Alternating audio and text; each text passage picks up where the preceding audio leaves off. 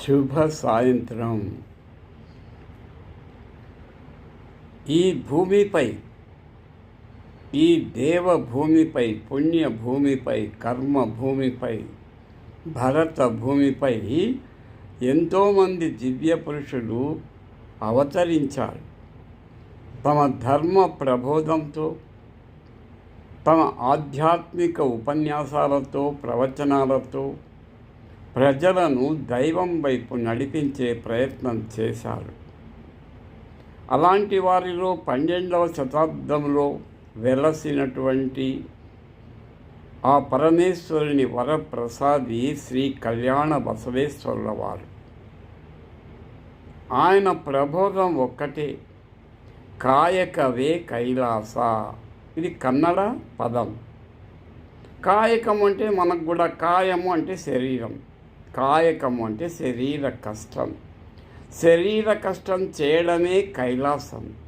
అంటే కైలాసం అనేది ఎక్కడా లేదు. అందుకే ప్రతి మనిషి కూడా కష్టపడాలని చేతులు కాళ్ళు ఇచ్చాడు. ఎంత దూరమైనా కాళ్ళు నడవగలవు పని కోసం వెళ్ళి.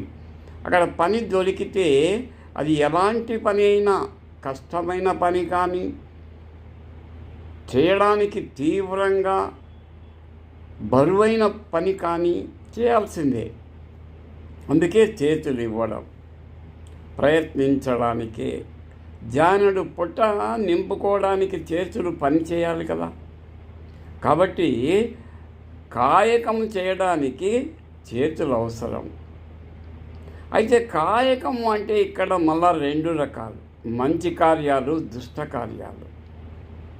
మంచి కార్యాలంటే ధర్మబద్ధంగా, న్యాయబద్ధంగా, చట్టబద్ధంగా పనిచేసి సంపాదించిన దాంట్లో తాను, తన కుటుంబము జీవించడమే కాక చుట్టూ ఉన్న ముసలి వాళ్ళకి, వికలాంగులకు, చేతకాని వాళ్లకు కూడా 10 మందికి అన్నం పెడితేనే అది కైలాసం.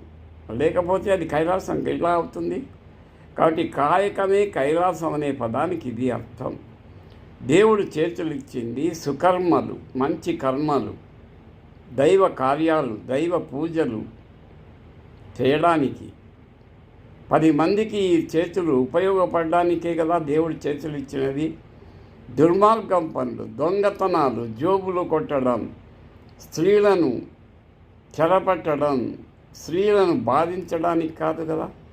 కాబట్టి దేవుడిచ్చిన చేతులు సద్వినియోగం చేసుకోండి. దుష్టకార్యాలు చేయకండి.